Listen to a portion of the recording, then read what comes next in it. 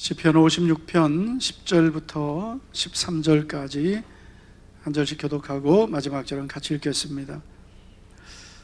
믿음으로 교독합니다. 내가 하나님을 의지하여 그의 말씀을 찬송하며 여호와를 의지하여 그의 말씀을 찬송하리이다.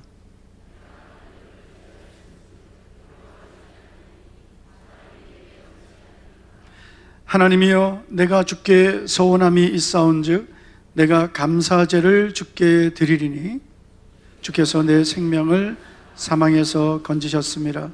주께서 나로 하나님 앞 생명의 빛에 다니게 하시려고 실족하지 아니하게 하지 아니하셨나이까. 아멘. 자, 우리 옆에 있는 분에게 이렇게 한번 축복하겠습니다. 더욱 강건하십시오. 더욱 강건하십시오. 오늘도 주의 음성을 들으십시오. 오늘도 주의 음성을 들으십시오. 어떤 분이 등산을 갔다가 그만 발을 다쳤습니다. 그래서 걷기가 힘들어진 이분이 자신의 몸을 지탱할 수 있는 나무를 찾게 되었습니다. 그러다가 튼튼해 보이는 나무 하나를 찾았습니다. 그래서 그 나무를 지팡이로 삼고 그 나무를 의지하고 산을 내려오게 되었습니다. 그런데 잠시 후에 가파른 길을 만나게 되었고, 그 가파른 길이니까 더 이렇게 짚고 있던 나무에 힘을 주게 되었는데, 그 순간 그 의지하던 나무가 뚝 하고 부러지고 말았습니다. 그리고 그 사람은 그 자리에서 넘어지고 말았습니다. 알고 보니 겉은 튼튼해 보였던 그 나무가 중간이 썩어 있었습니다. 여러분, 이 사람이 겪은 이 이야기는 우리에게 많은 것을 생각하게 합니다. 이것은 남의 이야기만이 아니라 오늘 나의 이야기가 될 수도 있습니다. 우리는 나도 모르게 마치 썩은 지팡이와 같은 것들을 의지하고 살아갈 때가 있습니다. 겉으로 볼 때는 내가 의지할 수 있는 것 같아 보이지만 사실은 그 안이 썩어져 있는 것들이 있습니다.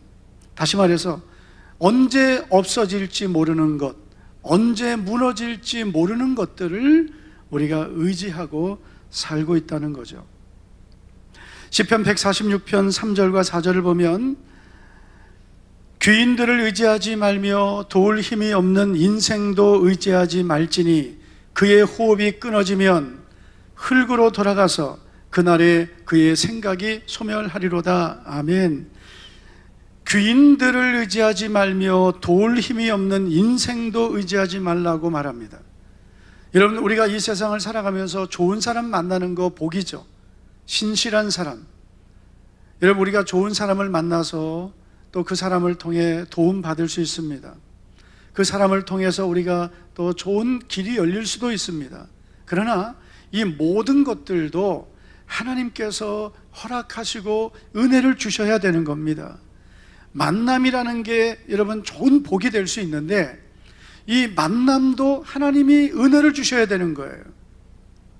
아브라함이 자신의 아들인 이삭의 그 아내를 얻게 하기 위해서 엘리에셀이라는 늙은 종을 자기 고향으로 보내게 됩니다. 막연하게 보낸 거예요, 사실은요. 그러나 아브라함이 이런 말을 하죠. 하나님께서 너의 길을 인도해 주실 것이다. 엘리에셀은 믿음의 사람이었습니다. 그래서 하나님 앞에 기도하며 하나님께서 순적하게 만나게 해달라고 기도했을 때 우물가에 물을 길러 나왔던 리브가를 만나게 됩니다. 이게 하나님이 주시는 만남이고 이 만남을 통해 하나님께서 복을 주시는 거죠.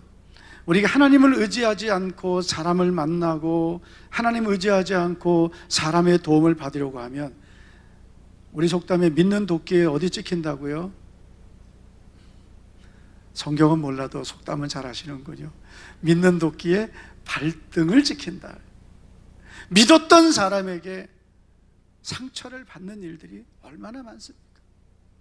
사람은 믿을 대상이 되지 않습니다. 하나님께서 만나게 하시고 하나님께서 돕게 하시고 하나님께서 은혜를 끼치게 하시는 그런 사람을 만나야 돼요.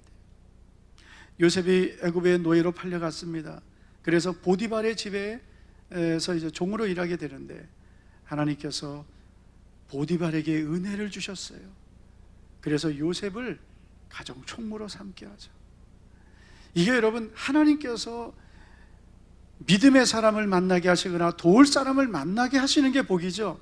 내가 하나님의 은혜가 없이 사람의 도움을 받으려고 하고 사람을 의지하면 그 사람이 나에게 오히려 가시가 될 수 있는 것입니다. 이 시인은 깨달은 거예요. 사람은 내가 의지할 대상이 아니구나. 겉으로 볼 때는 대단해 보이고 그리고 능력이 있어 보여도 그 생명은 하나님이 걷어가시면 아무것도 아니구나.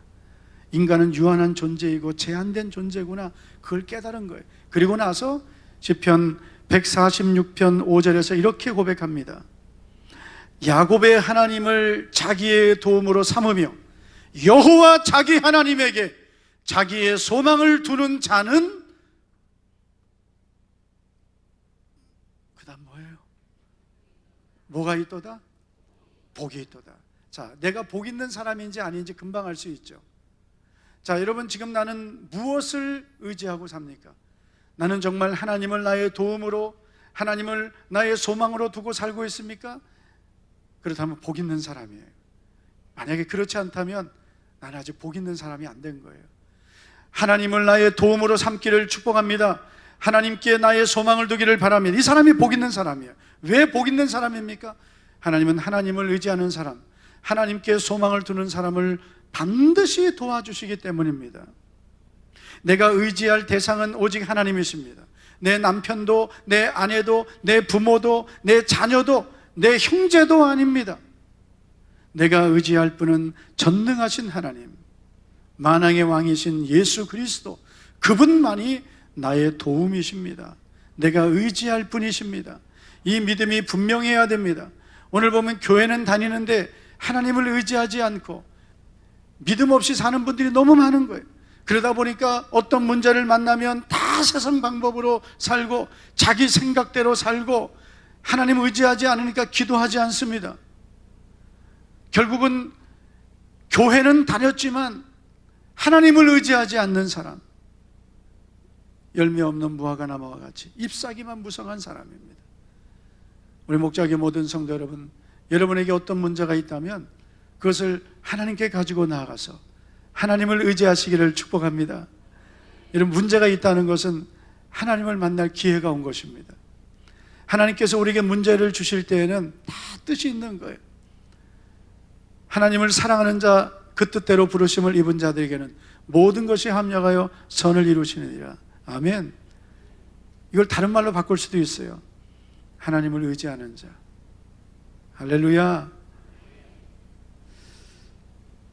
오늘 우리가 읽은 시편 56편은 다윗의 시라고 되어 있습니다. 자, 표제를 보시면 다윗이 가드에서 블레셋인에게 잡힌 때에, 여러분, 시편 56편을 기록할 때 다윗의 상황이 어떤 상황이라는 거예요? 다윗이 가드에서 블레셋 사람들에게 잡혔습니다.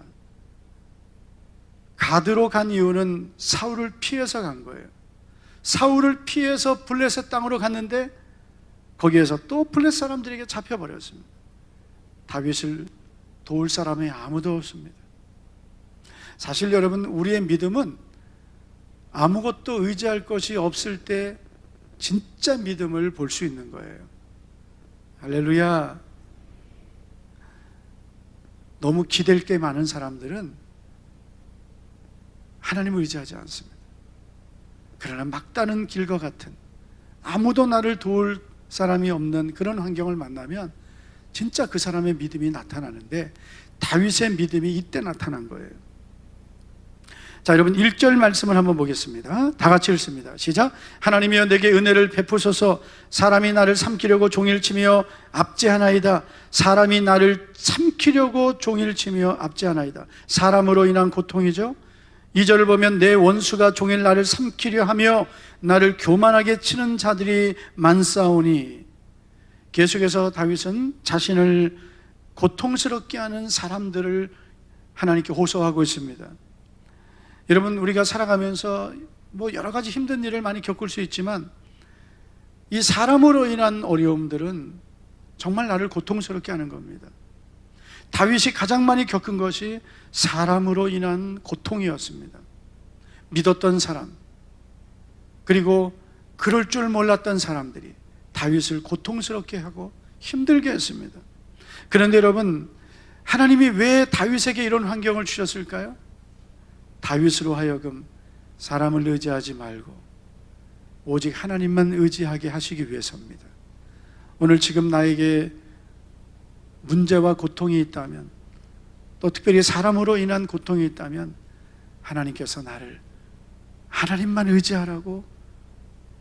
의지하라고 그렇게 나를 깨닫게 하시는 거예요. 그래서 믿었던 사람에게 항상 상처받는, 내가 의지했던 사람에게 내가 오히려 아픔을 겪는 거예요.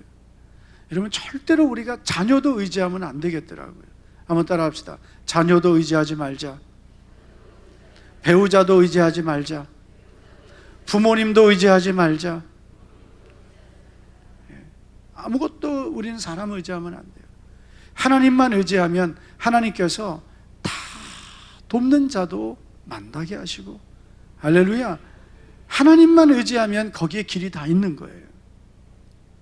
여러분, 다윗이 아무도 의지할 것이 없을 때 그가 이런 고백들을 하고 있습니다. 3절을 보시면 내가 두려워하는 날에는 내가 주를 의지하리이다. 주를 의지한다고 고백합니다. 4절을 보겠습니다. 4절 다 같이요. 시작. 내가 하나님을 의지하고 그 말씀을 찬송하올지라. 내가 하나님을 의지하였은즉 두려워하지 아니하리니 혈육을 가진 사람이 내게 어찌하리이까. 아멘. 내가 하나님을 의지하고 그 말씀을 찬송하며 내가 하나님을 의지하였은즉 두려워하지 않습니다. 한번 따라합시다. 하나님을 의지하면 두렵지 않습니다. 우리가 오늘 이 믿음을 분명히 가져야 돼요. 내가 하나님을 의지한다고 하고 있는데 정말 내가 하나님을 의지하고 있는지를 우리가 한번 진단해 보셔야 돼요. 하나님을 의지하는 사람은 어떤 사람일까요?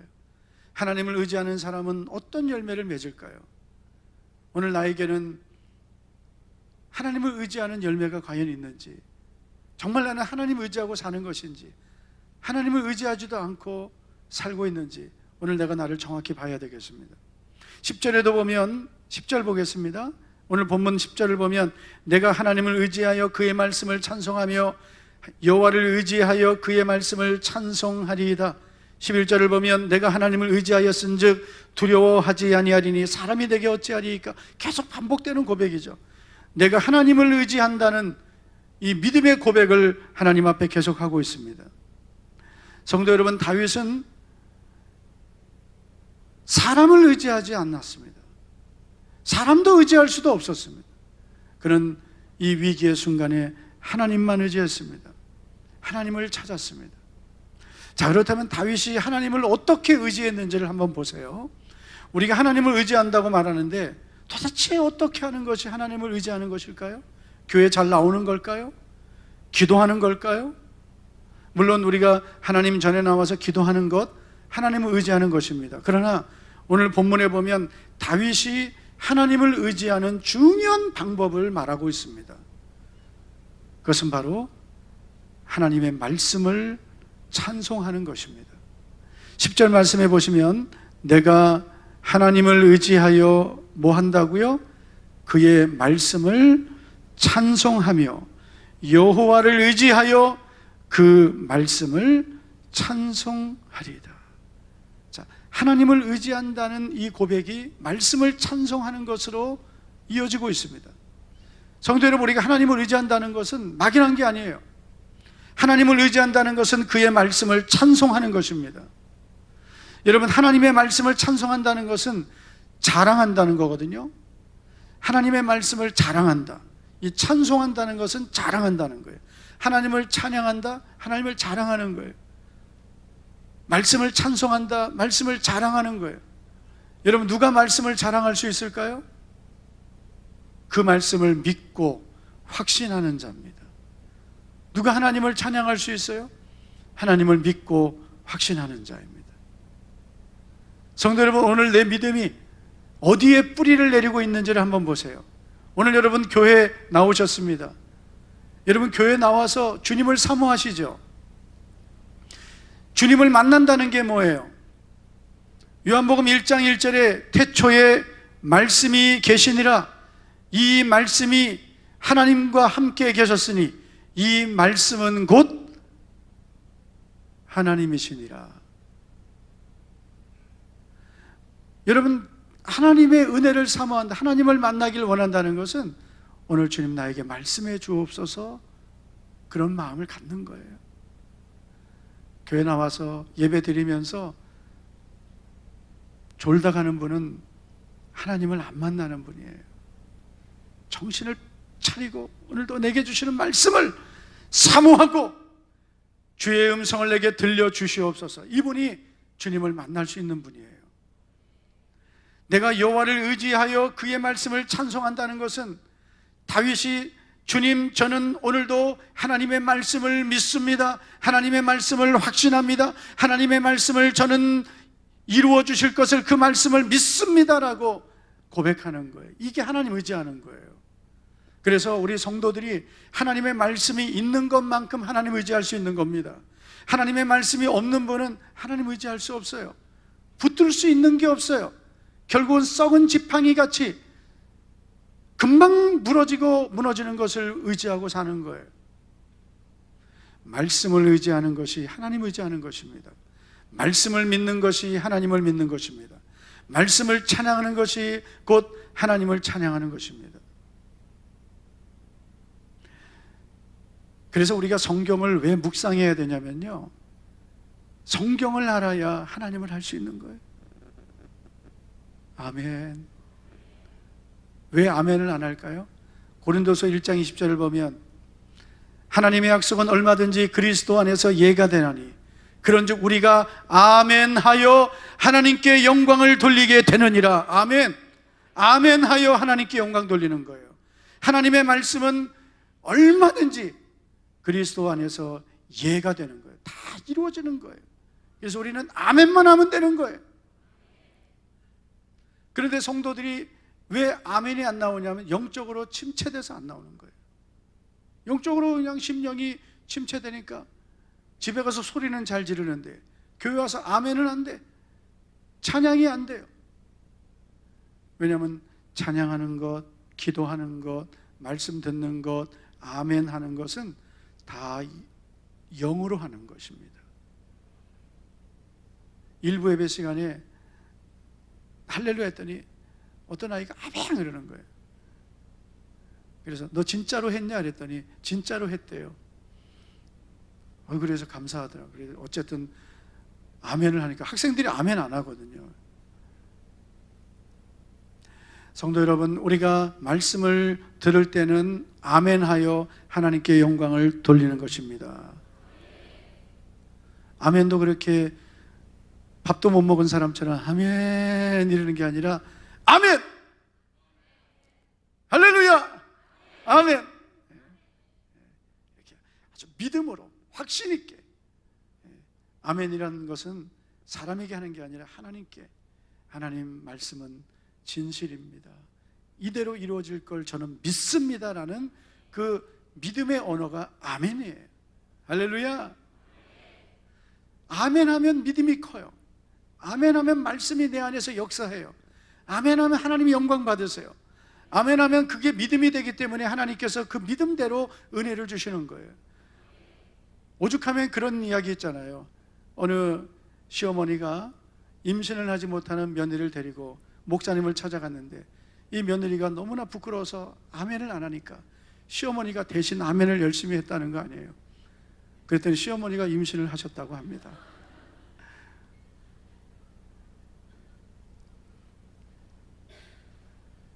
하여튼 아멘은 축복인 것 같아요. 아멘. 하나님 말씀 무조건 아멘이에요. 이해가 안 돼도 아멘. 내가 힘들어도 아멘 하면 능력을 주셔서 순종할 수 있는 거예요. 하나님 말씀을 묵상해야 믿음이 생기는 거예요. 하나님의 말씀을 먹어야 내 영이 자라는 거예요. 하나님의 말씀을 믿어야 역사가 나타나는 거예요. 교회 와서 설교를 듣고 성경을 읽는다고 해서 우리의 믿음이 자라는 것은 아닙니다. 믿어야 되는 거예요. 하나님의 말씀을 찬송해야 되는 거예요. 하나님의 말씀을 믿고 확신해야 되는 거예요. 그러면 그 말씀이 믿는 자 속에서 역사하느니라. 아멘. 자, 이사야 41장 10절 말씀을 보면 두려워하지 말라, 내가 너와 함께함이라. 놀라지 말라, 나는 내 하나님이 됨이라. 내가 너를 굳세게 하리라. 참으로 너를 도와주리라. 참으로 나의 의로운 오른손으로 누구를 붙들리라? 나를 붙들어 주신다고 했어요. 여러분, 이게 성경에 주신 약속인데 여러분, 이 말씀을 믿습니까? 이 말씀을 확신합니까? 그래, 이 말씀을 우리는 찬송하는 거예요.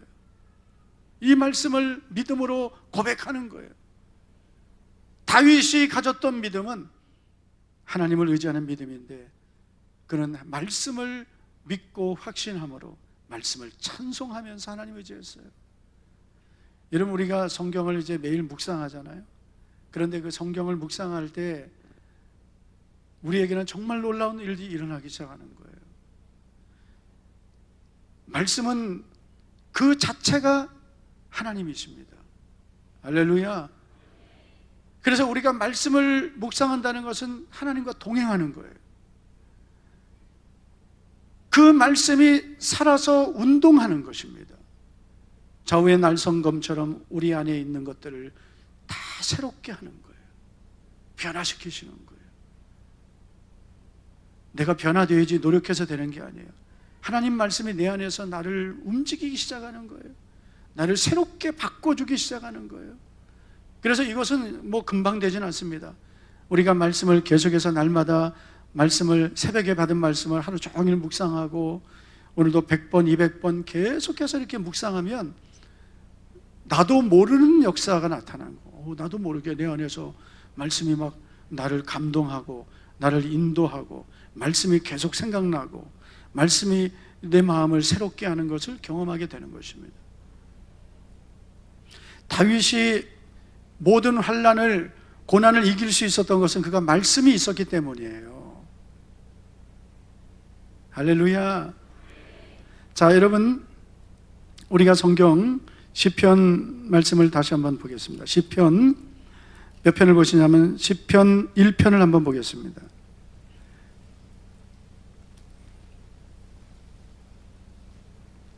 시편 1편을 보시면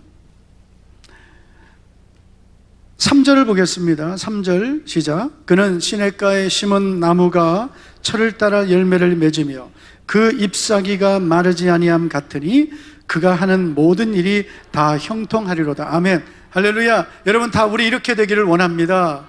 그가 하는 일이 다 형통하리로다. 어떤 사람이요? 바로 시냇가에 심은 나무처럼 철을 따라 열매를 맺으며 잎사귀가 마르지 아니하는 사람.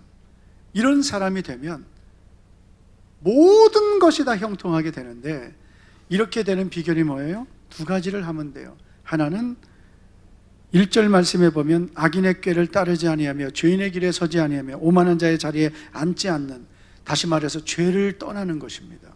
죄를 버리는 것입니다. 하나님 기뻐하지 않는 것을 멀리하는 것, 이것을 먼저 해야 되고, 두 번째는 가까이 해야 될 것이 있습니다. 바로 오직 여호와의 말씀을, 율법을 즐거워하여 그의 율법, 즉 말씀을 주야로 뭐하는 자로다? 묵상하는 자로다. 그러면 시냇가에 심은 나무처럼 열매를 맺고 잎사귀 마르지 않고 하는 일마다 다 형통하게 해주신대요. 내가 하는 게 아니라 주님이 해주신대요. 말씀이 그 안에 있는 사람, 하나님의 말씀이 그 중심에 있는 사람, 이 사람은 시냇가에 심은 나무처럼 열매 맺고 잎사귀 마르지 않고 하는 일이 형통하게 됩니다. 성도 여러분, 우리 이것만 하시면 돼요. 죄를 멀리하고 하나님 말씀을 가까이 하는 거예요.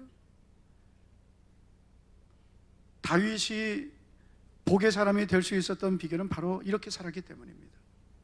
회개하고 하나님 말씀을 사랑하고. 다윗이 얼마나 하나님 말씀을 사랑했습니까? 다윗은 아침마다 하나님의 은혜를 사모하고 기도했습니다.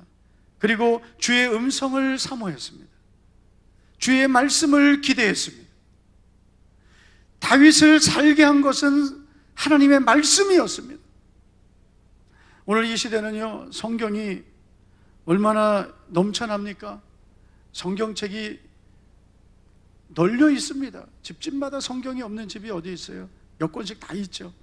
그러나 문제는 성경을 가까이 하지 않는다는 거죠. 저는 우리의 성도들이 성경을 그냥 읽어야 되기 때문에 읽는 게 아니라 하나님의 음성을 듣기 위해서 읽으시고 주님을 만나기 위해서 읽으시고 주님과 동행하기 위해서 읽으시기를 축복합니다. 이사야 41장 10절 얼마나 위로가 되는 말씀입니까? 두려워하지 말라. 내가 너와 함께하리라. 놀라지 말라. 나는 내 하나님이 됨이라. 앞에는 제가 할게, 뒤에는 여러분이 하세요. 두려워하지 말라. 놀라지 말라. 내가 너를 참으로 나의 의로운 오른손으로. 그런데 좀 더 확신 있게, 좀 더 크게 그렇게 해보겠습니다. 두려워하지 말라. 두려워하지 말라. 놀라지 말라. 내가 너를 참으로 나의 의로운 오른손으로. 아멘. 믿습니까? 이런 말씀을 붙들고 이 말씀을 찬양하는 거예요. 믿고 확신하고 고백하는 거예요. 이 사람이 하나님 의지하는 사람이에요. 그냥 막연하게 하나님 의지합니다. 뭘 의지하는데요? 도대체 뭘 의지하는 거예요? 말씀을 의지해야 돼요. 말씀은 변하지 않습니다. 말씀은 절대로 1.1핵도 없어지지 않습니다. 하나님의 약속은 반드시 이루어지기 때문에 그 말씀을 믿고 확신하고 찬양하면 그게 하나님 의지하는 것이고 하나님께서 반드시 그 사람을 도와주십니다. 성경 66권이 하나님의 말씀이지만 여러분, 이 말씀이 나의 말씀이 되기를 축복합니다. 내가 믿고 의지할 때 이 말씀이 나에게 이루어지는 것이죠. 내가 믿지도 않고 의지하지도 않는데 이 말씀은 나와 무슨 상관이 있겠습니까? 내가 믿고 의지하고 확신하고 찬양할 때 이 말씀을 내게 이루어 주시는 거예요. 히브리서 13장 5절을 보면 내가 결코 너희를 버리지 아니하고 너희를 떠나지 아니하리라. 아멘. 하나님은 절대로 나를 버리지 않고 떠나지 않는다고 했어요. 그럼 우리가 이 말씀을 믿고 확신하고 찬송하고 살아야 되는 거예요. 우리의 생각은 자꾸 어떻게 돼요? 아유, 힘들다, 어렵다, 못 살겠다. 자꾸 우리 생각은 그런 생각이 들잖아요. 안 된다. 근데 하나님 뭐라 하세요? 내가 절대로 너를 버리지 않고 너를 떠나지 않는다. 이게 약속이에요. 이게 하나님의 말씀이에요. 그럼 이 말씀을 믿고 확신하고 찬양하고 할렐루야. 내 너를 떠나지도 않으리라. 내가 너를 버리지 않으리라. 아멘. 약속하셨습니다. 이 약속을 믿고 사는 것이 하나님을 의지하는 겁니다. 어떤 환경을 만나도요, 답답한 일을 만나도, 우겨쌈을 당해도, 캄캄한 일을 만나도, 사람들에게 배신당해도, 건강을 잃어버려도, 물질의 어려움을 겪어도 내가 너를 결코 버리지 아니하며 너희를 떠나지 아니하리라. 약속하신 주님, 이후로도 영원토록 나를 지키실 것을 확신합니다. 오신실하신 주님, 지금까지 나를 도우시고 인도하신 주님, 앞으로도 나를 그렇게 인도하실 걸 믿습니다. 이 믿음만 우리가 갖게 되면은요, 우리의 삶에는 기적과 같은 일들이 나타납니다. 자, 여러분 11절을 보면 다윗이 이렇게 고백하죠. 내가 하나님을 의지하였은즉 뭐하지 않는다고요? 두려워하지 않는다. 하나님을 의지하는 사람의 열매, 두려움이 없어집니다. 왜 우리에게 두려움이 생깁니까? 왜 염려가 나를 주장합니까? 하나님을 의지하지 않고 있기 때문입니다. 하나님을 의지하면 두려움이 떠나갑니다. 두려움이 떠나갈지어다. 우리의 모든 염려가 떠나가기를 축복합니다.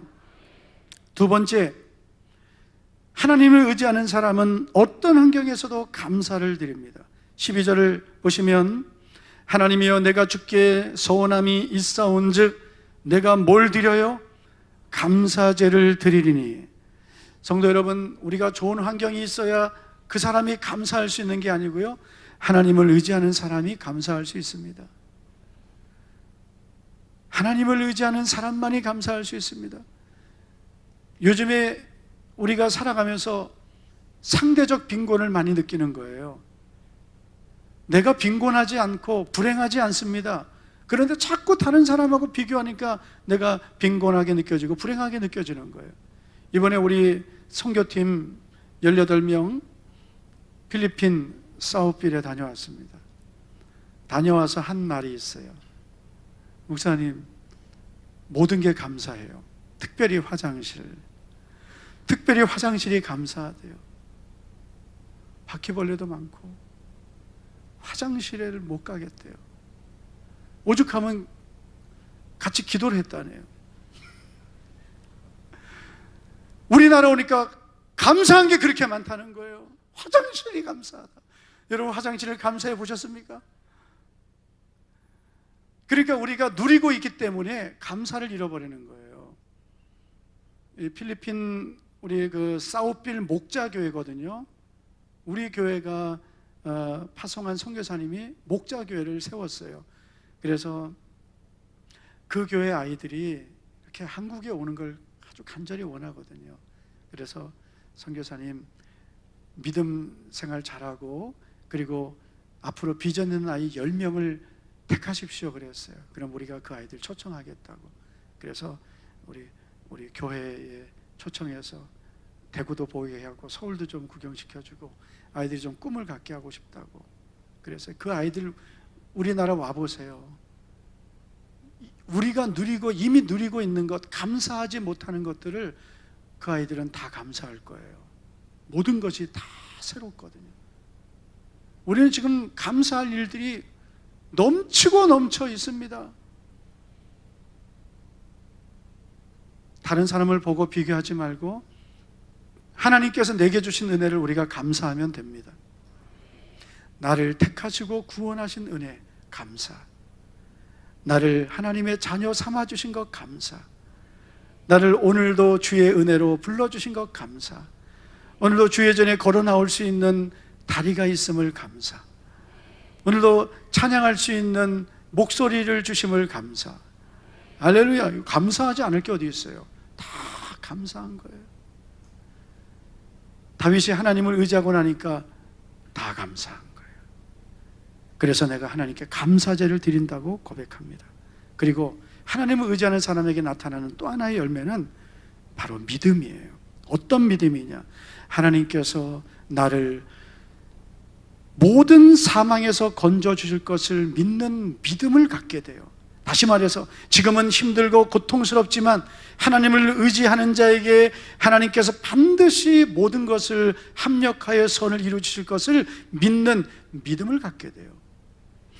13절을 보면 다윗이 이런 고백을 합니다. 주께서 내 생명을 사망에서 건지셨습니다.